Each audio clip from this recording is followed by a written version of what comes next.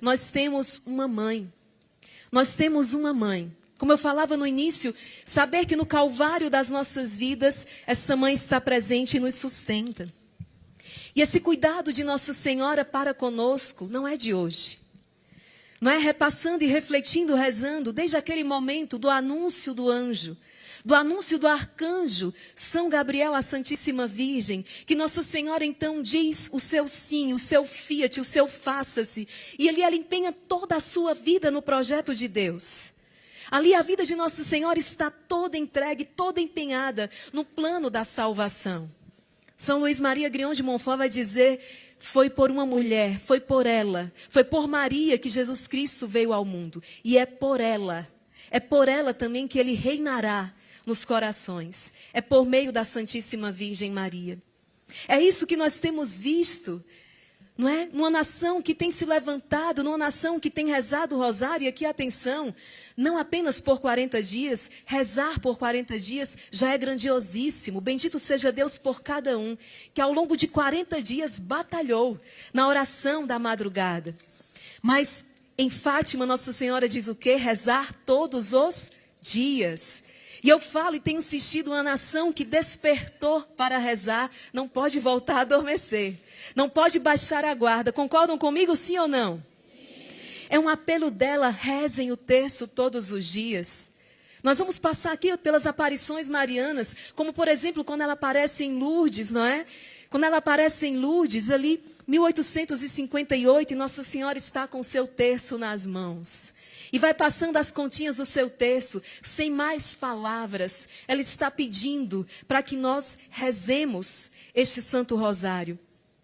Ainda há pouco, não é? No ano passado, foi renovado o título de Nossa Senhora como Generalíssima do Exército Brasileiro. Nossa Generalíssima, e como toda general, a Simone tem enfatizado bastante nisso, ela precisa ter uma arma na batalha. E a arma de Nossa Senhora, sem dúvida, é o Santo Rosário.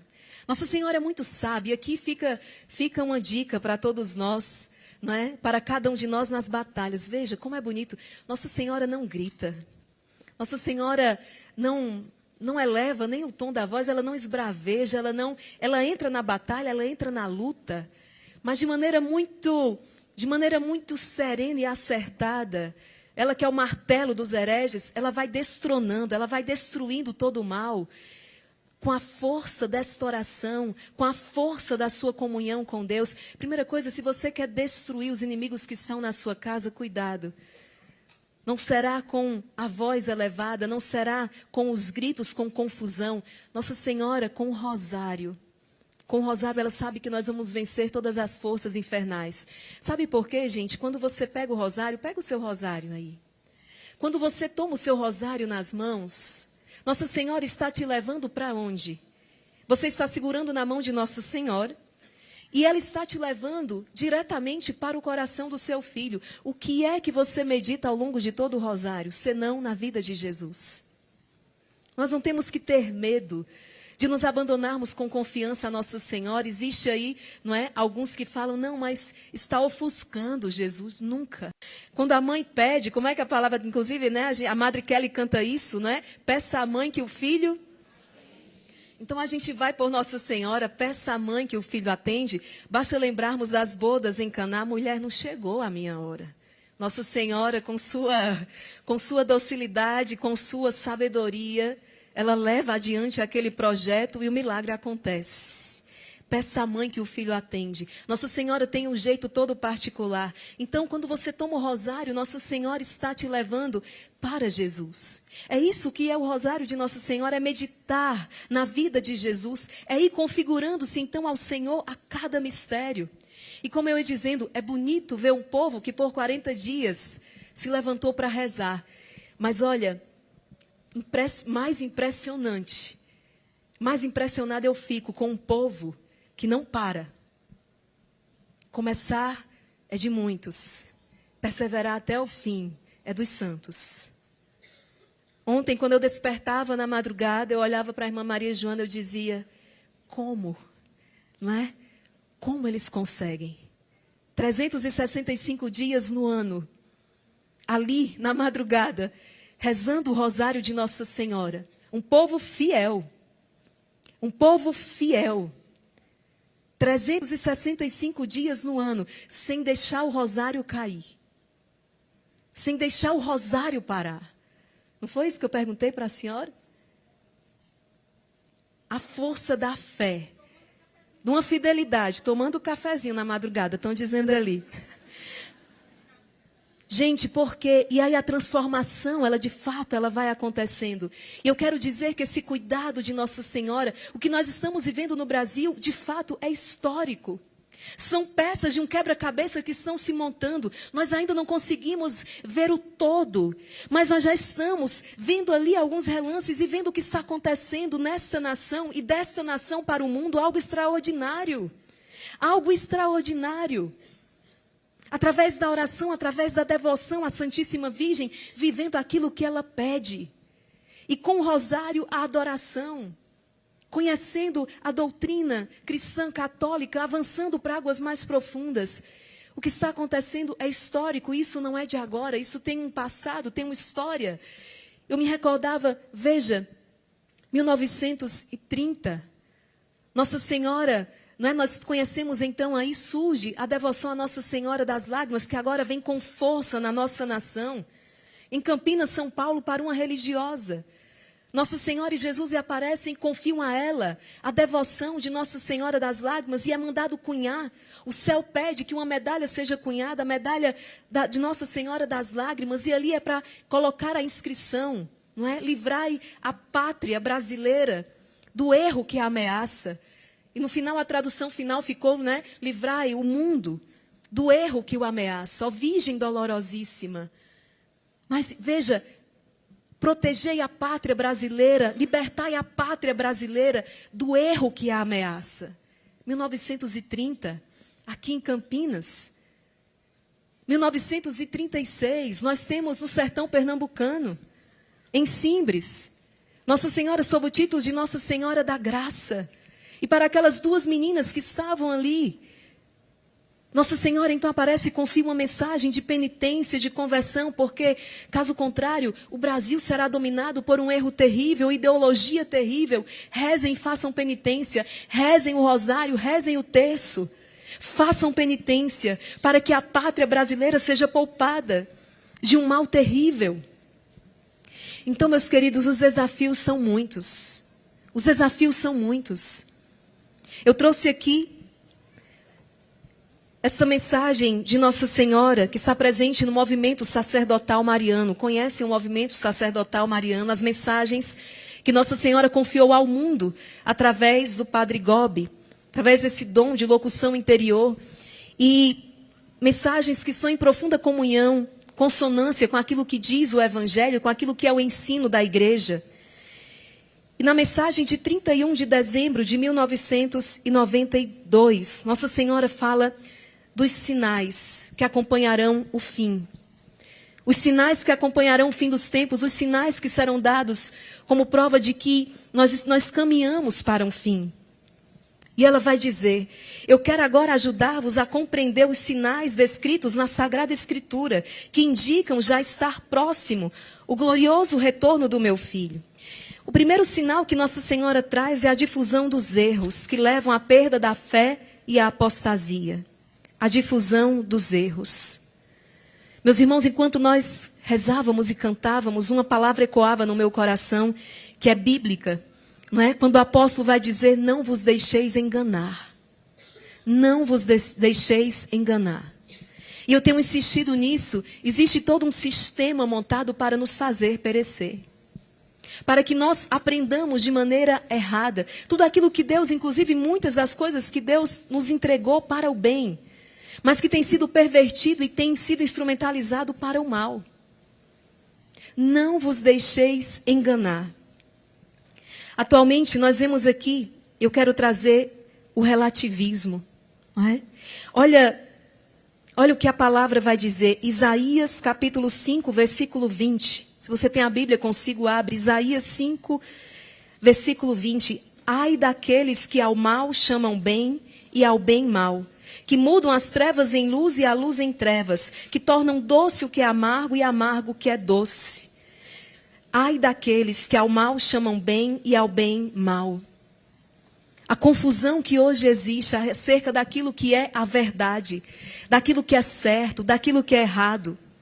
Os conceitos que são frequentemente distorcidos para se adequar ao quê? Aos desejos individuais. Se eu tenho uma vida distante daquilo que o Senhor ensinou, e eu vou racionalizar, tentar justificar esses erros, a verdade se tornou então relativa. Uma frase aqui que nós escutamos com tanta frequência, não é? Quem nunca ouviu? Tudo depende de como você enxerga. O que pode ser errado para mim, pode ser certo para você e está tudo bem. Já escutaram isso alguma vez? Olha, se é certo ou errado, isso aí depende. Depende do ponto de vista. Depende, pode ser que para mim é certo, mas para você é errado. E nós vamos levando isso para tudo.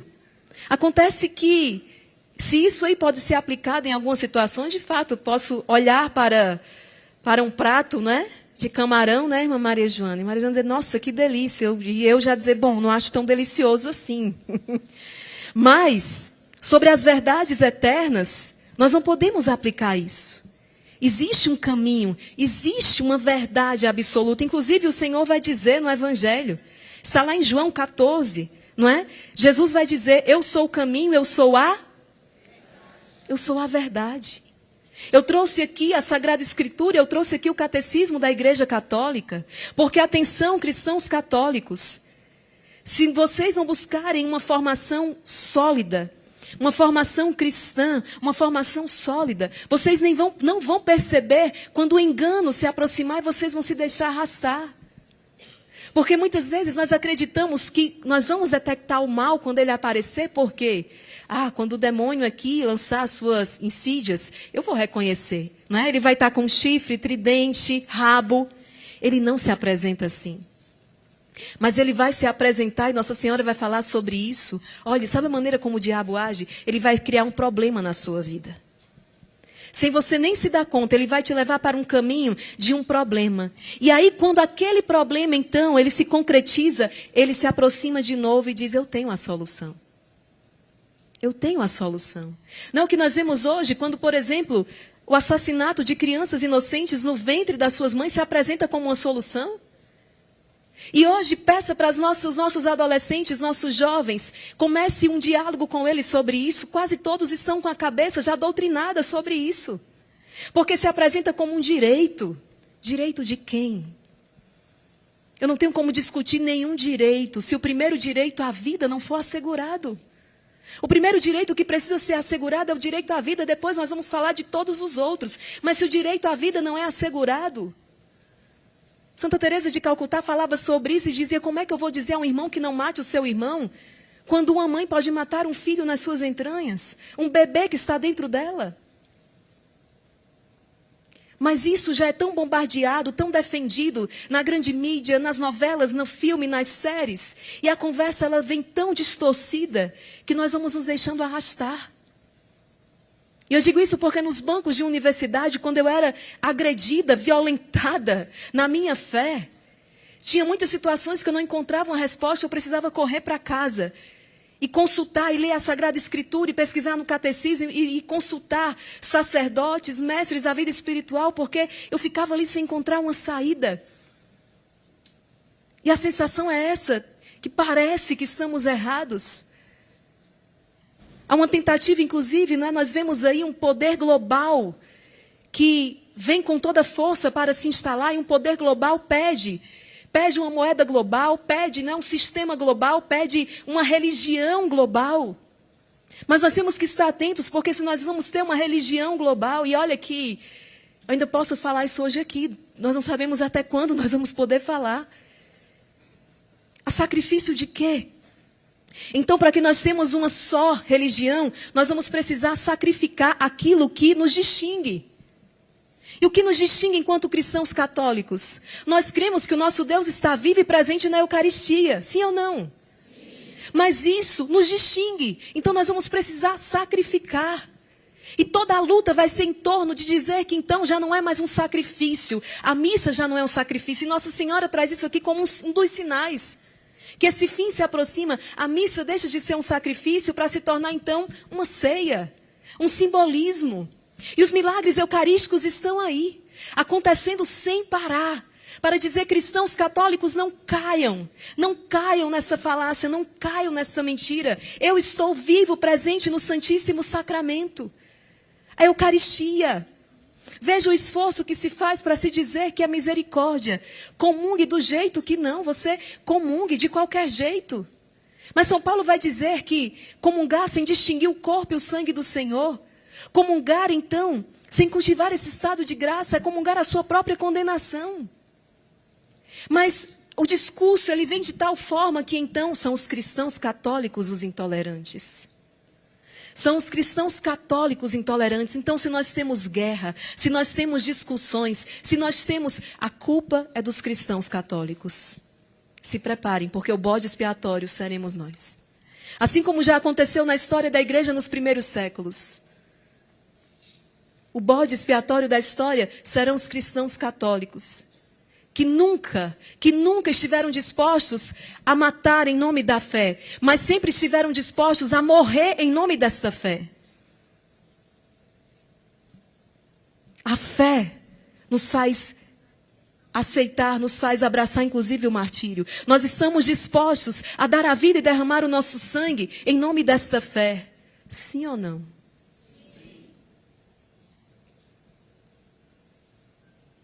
É esta a realidade. Nós celebrávamos no último dia, 3 de outubro, os mártires brasileiros. Inclusive, dentre eles havia, dentre tantos, um leigo, como vocês que aqui estão, se destacou. Mateus Moreira, que teve o seu coração arrancado pelas costas e morreu dizendo: viva o Santíssimo Sacramento.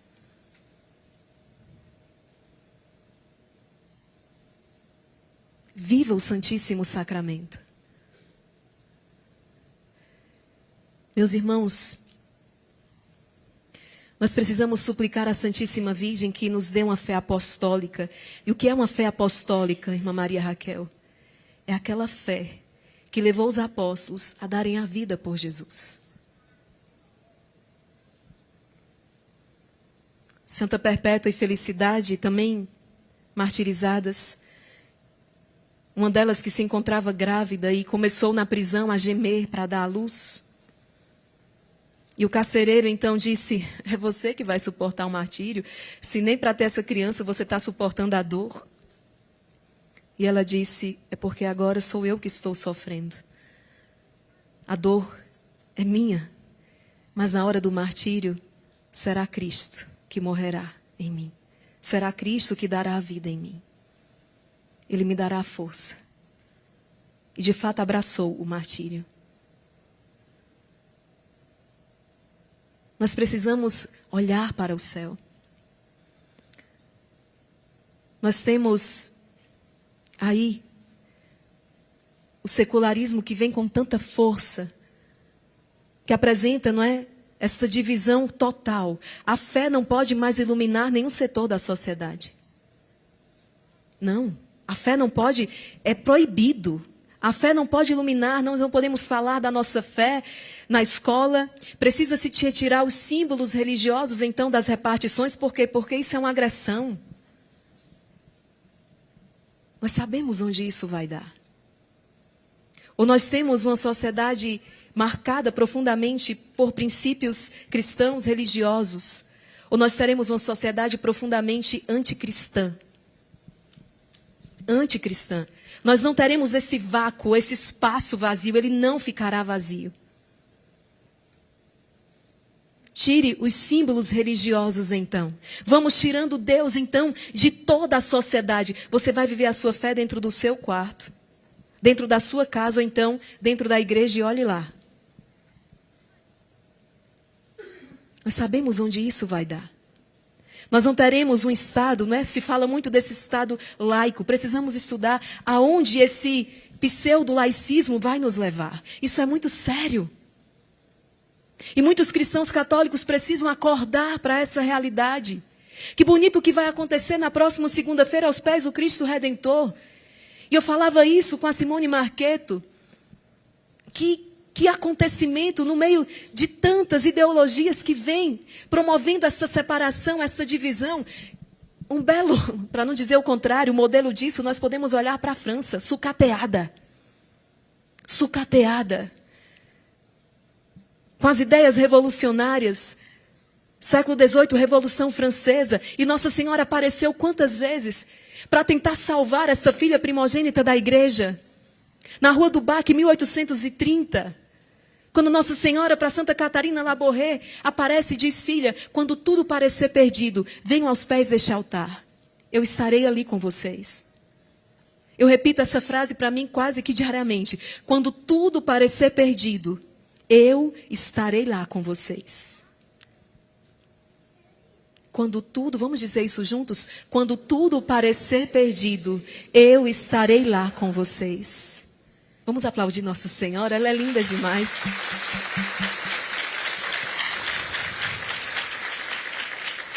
E ela vai dizer mais: venham sempre aos pés deste altar. E é claro, ela não se refere exclusivamente ao altar da Rua do Bac, não.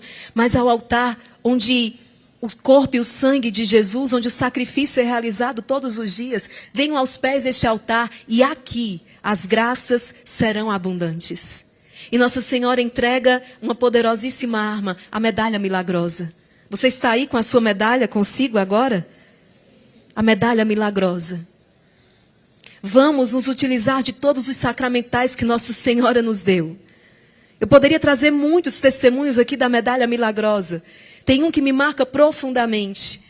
Daquela família dividida há 20 anos, cujo pai não queria ver nenhum filho, não queria ver ninguém, ninguém podia entrar na casa dele. 20 anos. Eu não estou falando de 20 dias, eu estou falando de quanto tempo?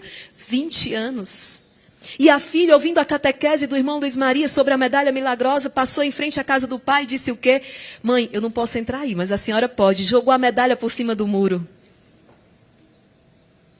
No final daquela semana, gente, eu só estou dizendo porque foi ela que escreveu nos contando. No final daquela semana, o pai ligou para o filho mais velho e disse: venham até a minha casa, eu quero rever todos vocês.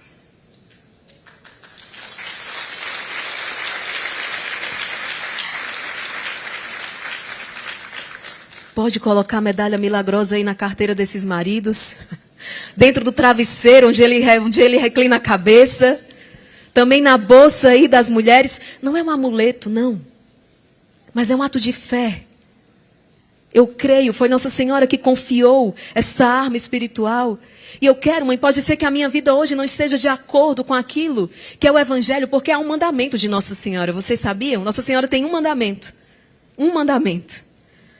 Que ela nos entregou nas bodas em Caná. Qual foi? Fazei tudo o que Ele vos disser. Jesus, esse é o mandamento de Nossa Senhora. Obedeçam o meu filho. Pode ser que a minha vida ainda não esteja em comunhão, mas eu quero. Sabe, eu posso estar falando aqui para muitas pessoas cuja vida ainda não estão de acordo com a palavra de Deus.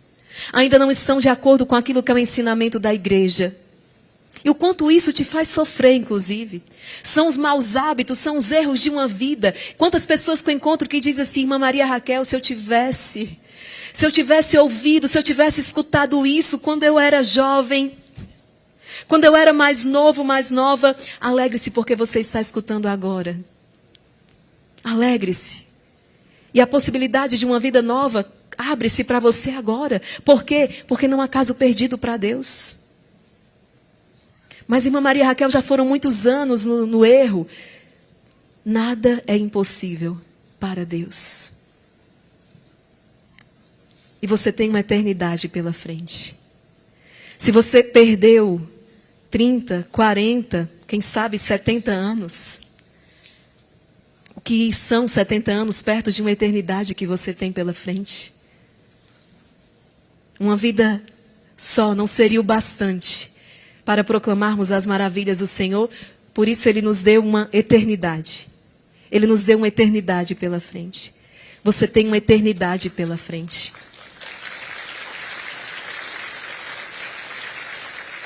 É por isso que todos os dias nós elevamos as nossas preces pelos agonizantes do dia. Pessoas que vão morrer naquele dia. Porque se ali, naquele último momento, quando aquela última fração de vida que resta, Aquela pessoa se abre, a graça de Deus naquele último momento, como bom ladrão ali na cruz. Ele se abriu nos instantes finais, foi uma vida inteira de erro. Mas no último minuto da vida ele se abriu. E ele ganhou uma eternidade. Por isso nós podemos dizer, não é tarde, enquanto há vida em você, não é tarde para recomeçar. Não é tarde para recomeçar. Então, eu falava desse relativismo, aquilo que é certo, aquilo que é errado. E eu vou repetir, perguntem à igreja. Leiam. Quando eu me deparo, esses dias o Padre Christian me deu de presente o catecismo antigo. E eu entro naquela biblioteca lá em casa e eu vejo toda aquela coleção da patrística e tanta. Quando eu vejo os documentos papais, eu digo, Senhor, nem que eu tivesse... Mas se eu vivesse 200 anos, eu não iria conseguir alimentar-me de tudo isso. Mas não tem um assunto da nossa vida que essa senhora de mais de 2000 anos já não tenha se posicionado com tanta experiência. Perguntem à igreja. Não perguntem ao mundo. Vejam como o mundo está. Há muita desorientação, há muita confusão. Há muita confusão, então perguntar à igreja, fundamento. Não é a opinião de alguém, o que é que você pensa sobre isso? Não, eu quero saber o que a igreja diz. Por favor, padre, me diga o que a igreja diz. Aonde está no catecismo da Igreja Católica? Qual o fundamento bíblico para isso aqui? O Monsenhor Jonas já nos dizia há décadas atrás, chegará o tempo que não vai bastar só a Bíblia, não. Vai ter que ter o catecismo do outro lado. Vai ter que estar com o catecismo, porque vai haver uma grande confusão doutrinária. Não é fora, não, também dentro da igreja. O Papa Paulo VI já dizia, a fumaça entrou. A fumaça entrou, inclusive, na igreja. Nós somos igreja, amamos a igreja, estamos em comunhão com o Papa. E precisamos, então, nos alimentar. Aquilo que é a doutrina, aquilo que a igreja há 2000 anos diz e defende. Porque, meus queridos, nós não podemos correr o risco de tomar as nossas decisões, de basear, não é? As nossas decisões em princípios passageiros. Naquilo que a moda está dizendo, porque passa, né? É muito interessante isso. Às vezes na internet a gente vê muito isso. Nessa semana, faça isso que emagrece. Aí daqui a uma semana, não faça isso não que engorda. Faça isso agora. Não é assim que acontece? É impressionante. Faça isso aqui para dormir melhor. Aí daqui a 2 meses, não, isso aqui atrapalhava seu sono. As panela velha que faz comida boa. Mas nós não podemos basear a nossa vida no modismo, naquilo que está sendo, não. Eu preciso de princípios eternos, aquilo que é desde sempre. Eu preciso daquilo, eu preciso de uma palavra que é imutável. Eu não posso tomar uma decisão com base numa palavra que hoje é assim, que amanhã vai ser não. Eu preciso de uma palavra que é imutável. A única palavra imutável é a palavra de Deus. Nós nunca nos arrependeremos de tomar as nossas decisões pautados então nesta palavra, por mais que seja dolorido. E aqui eu posso, de maneira muito, me permitam, com humildade, eu trago aqui, no dia 1º de outubro, eu tive a graça de professar, juntamente com 11 irmãs, os meus votos perpétuos. De subir naquele altar e dizer sim, mais uma vez de renovar esse sim a cada dia. Passaram-se aí 20 anos, desde aquele primeiro encontro com o Senhor. E naquele momento em que eu me prostrava, eu fazia memória da minha infidelidade, das minhas misérias e do quanto o Senhor permaneceu fiel. Do quanto o Senhor permaneceu misericordioso. Do quanto o Senhor foi fiel e é fiel em todas as suas promessas. Muita gente prometeu coisas para mim e descumpriu. Ele não, ele prometeu e cumpriu tudo aquilo que ele prometeu. Mas não foi fácil. Não foi fácil deixar papai e mamãe. Não foi fácil deixar família, deixar o sonho de uma carreira. Não foi fácil deixar um projeto humano, um plano pessoal. Não foi fácil. Mas se não tivesse obedecido àquela palavra, não tocaria as alegrias, as maravilhas e o cumprimento da promessa de Deus hoje. Então não tenha medo. Não tenha medo de mortificar as suas paixões para deixar que Cristo reine. o relativismo.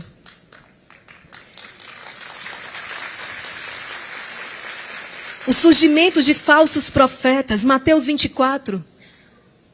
A palavra nos fala do surgimento de falsos profetas, cuidado. Quanto hoje nós vemos, e o tempo já está quase esgotado, eu estou no início. Como, por exemplo, né? A negação do inferno.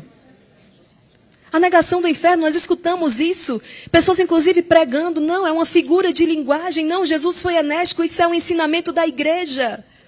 Nossa Senhora em Fátima mostra aos pastorinhos o inferno. A palavra de Deus nos fala dessa realidade. Inclusive, quando o Filho de Deus se manifesta, a palavra vai dizer é para destruir as obras do diabo. Isso é um ensinamento da igreja. Não, inferno, não, isso é coisa de antigamente, isso não é verdade. Demônio, diabo, não para de falar disso. Às vezes eu brinco, né? A gente vive dizendo que a gente está numa batalha espiritual. Então a gente batalha com quem, né? É contra os ursinhos carinhosos e a gente não sabia? Nossa batalha são contra esses seres, espíritos maus espalhados nos ares. É isso que está em Efésios. Nós vamos daqui a pouquinho viver essa adoração e eu vou recordar muito do Padre Rufus, quem fez a experiência com este homem, esse sacerdote exorcista de um carisma particular, já falecido, a gente pode falar à vontade. Um homem de uma santidade, meu Deus, né? Está aí a igreja, quem vai declarar, mas um homem que... A Canção Nova, ele veio muitas vezes, a comunidade Canção Nova, esteve muitas vezes no Instituto Hesed, gente, era impressionante. Se esse homem passasse do lado de lá, dessa cortina aqui, as pessoas que tinham contaminação espiritual deste lado manifestavam. Mas era de um amor e de uma misericórdia. O próprio Jesus que acolhia aquelas pessoas que estavam feridas. Pessoas feridas, ele dizia, o ministério de libertação é o ministério do amor. Da misericórdia, essas pessoas estão machucadas. E libertava essas pessoas com o poder do Espírito, no nome de Jesus. O surgimento de falsos profetas, cuidado. A teologia da prosperidade, não é? A ideia de um cristianismo sem cruz, um cristianismo sem sofrimento. Não, não é? Deus não, isso aí está sofrendo, está difícil segurar, carregar essa cruz. Não, larga essa cruz, Deus não me quer carregando. Reze. Reze. Procure um bom diretor espiritual. Uma pessoa que de fato seja voz de Deus na sua vida. A secularização que eu falava aqui, as campanhas para a retirada dos símbolos religiosos, a secularização se torna evidente na rejeição da prática religiosa e na tentativa de eliminar a fé cristã da vida pública. E eu volto no que eu dizia que é histórico, segunda-feira, não é? Nós estarmos ali com as autoridades eclesiásticas, Cardeal Orani, Dom Devaí, tantas outras autoridades da igreja em comunhão com o Papa, não é? Que deu um jeito também de se fazer presente, reconhecendo esse dia histórico também para o Brasil, e com autoridades civis, como a Simone Marquette e tantos outros que estão ali na vida pública, estão ali lutando para que a fé cristã possa iluminar todos os setores da nossa sociedade. E a luta desses homens e mulheres é uma luta muito árdua. Nós precisamos impregnar essa sociedade. O quanto São José Maria Escrivá, não é, suscitava isso. Onde você está? É dentro de um consultório? É dentro de um congresso? É dentro de uma escola? Nós precisamos, sim, levar essa luz. O que nós estamos sofrendo hoje, quantas mães que me procuram e vão dizer, irmã Maria Raquel, não sei o que está acontecendo com meu filho. Eu ensinei, ele fez toda a catequese. Eu ensinei desde cedo a fé. Mãe, quantas horas do dia seu filho passa em casa com você? Quantas horas ele passa na escola? Ele tem acesso às redes sociais? Pronto, numa conversinha ali de 2 minutos, a gente já consegue identificar o que aconteceu. E esse é um processo que não está começando agora. Nós que estamos aqui, nós somos um milagre. Porque a nossa geração já foi uma geração afetada. Esse processo vem aí aqui no Brasil com 50 anos, aos poucos, sucateando todos os setores da nossa sociedade. Nós denunciamos muito a educação, mas não é só a educação, não. Todas as ciências estão se vendendo. Estão abandonando a verdade. De jurista a médico, a psicólogo, a psiquiatra. E as pessoas estão nisso sem uma consciência. Não é porque são pessoas más, não. É na ignorância. É uma formação há 50 anos. Isso está sendo disseminado, os erros. E a nossa sociedade está entrando em colapso. Está entrando em colapso. É um processo lento e gradual. E se eu não acreditasse tanto na graça de Deus, que superabunda ali onde o pecado abunda, se eu não acreditasse que para Deus nada é impossível, eu diria que não tem jeito, mas com Deus tem jeito. E essa palavra me dá muita força. Onde abunda o pecado, superabunda a graça de Deus. E o que Nossa Senhora diz no movimento sacerdotal mariano, com toda a sua elegância, com toda a sua sabedoria, ela diz: fiquem em paz. Fiquem em paz. Porque eu vou me utilizar do próprio, o mal destruirá a si mesmo. Satanás se engolfará com o seu próprio veneno. E não é isso que a gente vê no Calvário? Quando ele pensou que ele tinha vencido, quando ele pensou que ele ia bradar vitória, porque traíram Jesus, esbofetearam Jesus, e agora vão crucificar Jesus, pronto. Satanás estava preparado para declarar a vitória. Acontece que o que ele não sabia, que através daquela cruz, o Senhor estava matando a morte. Porque a verdade é imortal. E alguns, inclusive, que vão meditando sobre aqueles momentos finais, vão dizer que aqueles que passavam ali ao pé da cruz, que começavam a dizer: se tu és verdadeiramente o Filho de Deus, desce da cruz. Já era Satanás desesperado, porque começou a entender o projeto, começou a entender que na verdade não era o cristianismo que fracassava, mas era a redenção que acontecia.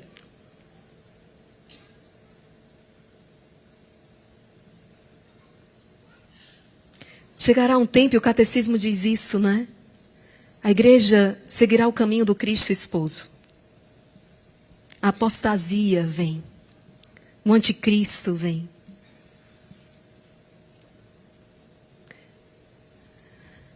E vai parecer que a igreja de Cristo, a igreja cristã, católica, cuja palavra ele lançou e disse: as portas do inferno jamais prevalecerão, vai parecer aos olhos humanos que ela já não existe mais. Mas ela continuará viva. E assim como Cristo ressuscitou, ela ressurgirá esplêndida. Mas nós passaremos por um caminho de purificação. E o que é preciso agora? Porque já está aí às portas. Nós vamos precisar de uma fé apostólica. Nós vamos precisar das luzes do Espírito Santo, do discernimento do alto, para permanecermos fiéis. Nós vamos precisar dessa sabedoria do alto. Nossa Senhora nos fala ainda do papel dos anjos. Então, nesta batalha, nós vivemos uma grande quaresma de São Miguel. E ela fala isso no dia 29 de setembro de 1994. Ao arcanjo Miguel é confiada a tarefa de conduzir à batalha as multidões dos anjos e dos meus filhos fiéis contra as aguerridas armadas de Satanás, do mal, das forças satânicas e seitas secretas, já organizadas a nível mundial, numa única grande potência para se oporem contra Deus e contra o seu Cristo. Olha o que Nossa Senhora estava já a dizer, 1994. São Miguel intervirá sobretudo para combater o antigo inimigo Lúcifer, que aparecerá na última hora com o poder tenebroso do anticristo.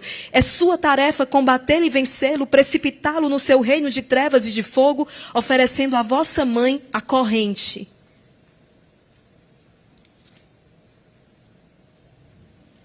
A corrente com que o há de prender. E a chave para fechar a porta do abismo, do qual não poderá mais sair para fazer mal ao mundo. Nós veremos o triunfo do Imaculado Coração de Maria. O que ela diz em Fátima: não tenham medo, porque, por fim, o meu Imaculado coração triunfará. Esse não é um discurso, não são palavras para sairmos daqui amedrontados, não. Mas Jesus, no Evangelho, o que é que ele faz com seus apóstolos? Olha, o Filho do Homem vai ser traído. Ele não avisa antes. O Filho do Homem vai ser traído, vai ser entregue, vai ser crucificado, vai ser morto. Mas ao terceiro dia ele ressuscitará. Ele disse isso 1, 2, 3 vezes. Ele preveniu, ele disse isso aos seus discípulos. Eu estou dizendo isso para que quando acontecer, vocês não esmoreçam, não percam a fé. Mas quando aconteceu, aqueles homens não lembraram de ressurreição nenhuma. Só quem permaneceu lembrando da ressurreição foi quem? Ela. E alguém gritou aqui, João, por quê? Sabe por quê? Porque ele ficou com ela. Senão, ó, ele também tinha dado no pé. Só vai ficar quem ficar com ela. Não tem jeito. Só vai permanecer quem se entregar com confiança nas mãos dela. E eu finalizei esta quaresma de São Miguel dizendo isso. São Miguel está reunindo os filhos de Deus dispersos. Essa é a missão dele. E ele aponta para ela. Porque agora São Miguel pega esses filhos todos dispersos e entrega nas mãos dessa mãe. Diz, mãe, são teus. Traz todos estes filhos para dentro do refúgio seguro do Imaculado Coração da Virgem Maria. Nós precisamos nos consagrar a Nossa Senhora. Eu passei 3 anos brigando comigo mesma sobre a minha vocação chamada que Deus me fazia. Eu me consagrei a Nossa Senhora e 1 mês eu estava no instituto. Porque com ela é assim. Com ela é assim. Não diz que ela foi apressadamente à região montanhosa da Judéia, né? Ela foi como? Apressadamente. Mulher, não chegou a minha hora. Não tem nada não, faça assim mesmo. Nossa Senhora tem pressa com aquilo que é plano de Deus. Eu posso estar falando com pessoas que são muito distantes de uma vida em comunhão com o Senhor. Se entregue a ela. Ela vai fazer. Ela vai fazer. Se entregue com confiança a ela e ela fará. É papel então do Arcanjo Miguel trazer estes filhos para dentro desse refúgio seguro, o Imaculado Coração da Virgem Maria. São Luís disse o quê? Foi através dela, foi por meio dela que Jesus entrou no mundo. E é por ela que ele deve reinar. É por meio dela. Jesus nos entregou a ela, não tenhamos medo, filho, eis aí tua mãe, mulher, eis aí os teus filhos. É ela que vai pisar a cabeça dessa serpente. É ela que vai derrotar este dragão infernal. Que hoje, inclusive, está na sua casa, na sua vida. Quantas serpentes, quantos dragões infernais. Então vamos trazer Nossa Senhora, porque ela traz o seu maior tesouro, que é o seu Filho Jesus. Ela traz o seu maior tesouro, que é o seu Filho Jesus. E veja, ela vai dizer, esta é a hora dos anjos. Nossa Senhora quer que nós clamemos que os anjos sejam enviados. Nós estamos dentro de uma batalha que é angélica. O diabo e os céus são puro espíritos. Anjos decaídos, esta é uma batalha angélica. Nós precisamos clamar os anjos do Senhor para que entrem nessa batalha. A palavra de Deus, eu precisaria de 1 mês inteiro para nós tocarmos tudo aquilo que a palavra diz sobre os anjos. E essa é mais uma insídia diabólica, fazer com que nós nos distanciemos dessa realidade, essa verdade de fé. A existência dos anjos. Catecismo da Igreja Católica, parágrafo 328. Os anjos existem. E Nossa Senhora vem, inclusive, para nos ensinar a clamar os anjos. Veja quantas armas espirituais. De quantas eu preciso me valer, irmã Maria Raquel? De todas. Irmão Luiz Maria, quem fala? Se tem promessa do céu, eu estou dentro. É as 9 sextas-feiras, estou dentro. É os 5 sábados, estou dentro. É a medalha milagrosa, estou dentro. É o rosário diário, estou dentro. São as comunhões reparadoras, estou dentro. É a consagração imaculada do coração de Maria, eu estou dentro. É para clamar os anjos, eu estou dentro. Porque nossa batalha é gigante. Eu tenho encontrado famílias extremamente cansadas. É uma batalha gigante. O inimigo, se tem uma coisa que ele é trabalhador, viu? Ele não baixa a guarda um instante. Você cochilou ali, ele encontra uma maneira de entrar. Toda hora. Nós não podemos baixar a guarda, nós não podemos deixar o rosário cair, nós não podemos retroceder, nós precisamos avançar. Eu digo muito, a sua presença precisa ser uma presença que incomoda o maligno. Quando você chega por essa presença de Cristo e por essa presença mariana, você repatria aquele território, ele é obrigado a sair porque ele não suporta luz. Ele não suporta luz. Ele é obrigado a se retirar.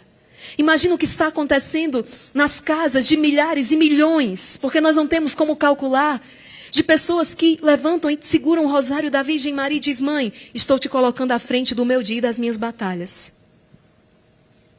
Estou levantando e oferecendo ao Senhor as primícias do meu dia, adorando Jesus no Santíssimo Sacramento.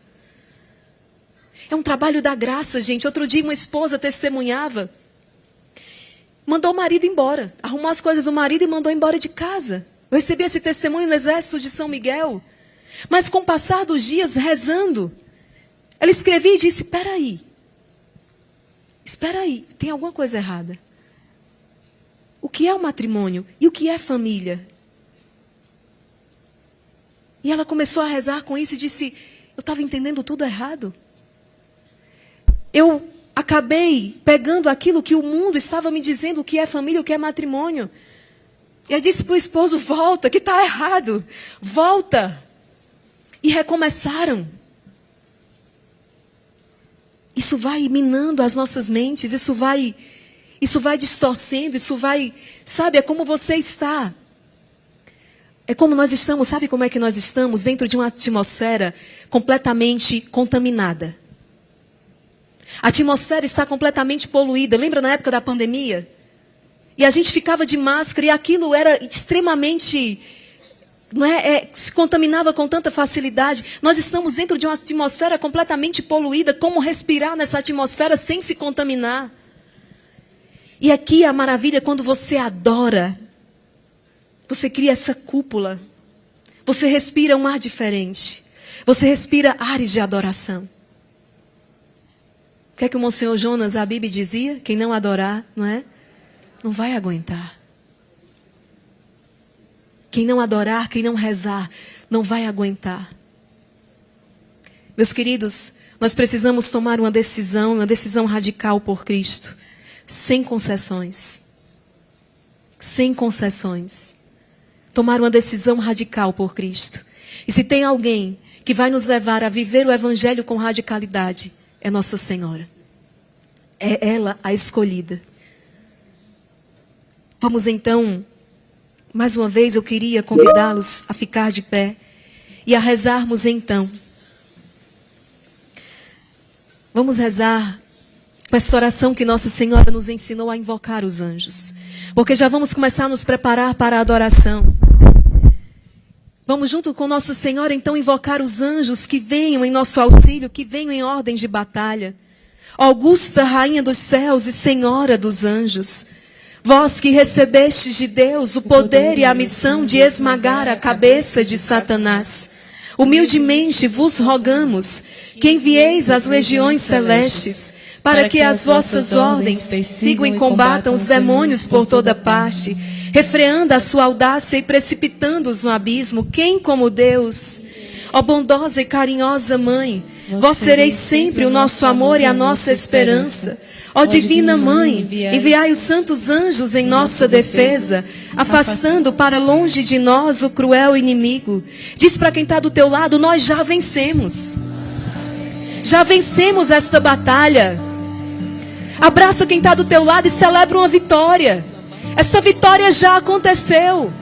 Nós já vencemos. Nós precisamos só tomar posse desta vitória. Permanecer em Cristo, permanecer com Cristo até o fim.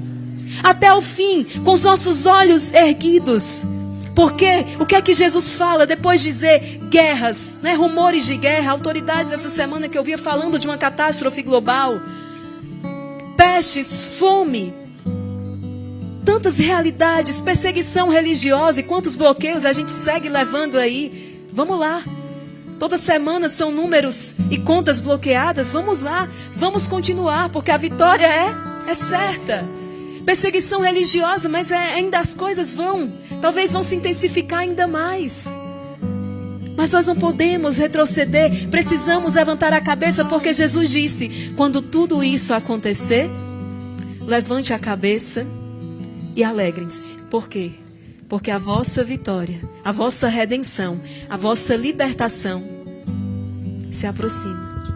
Então, de todos os cristãos, nós cristãos católicos devemos ser os mais alegres, os mais felizes. À medida que cresce o nosso sofrimento por amor a Cristo, a nossa alegria deve crescer junto. Por quê? Porque a nossa recompensa será eterna.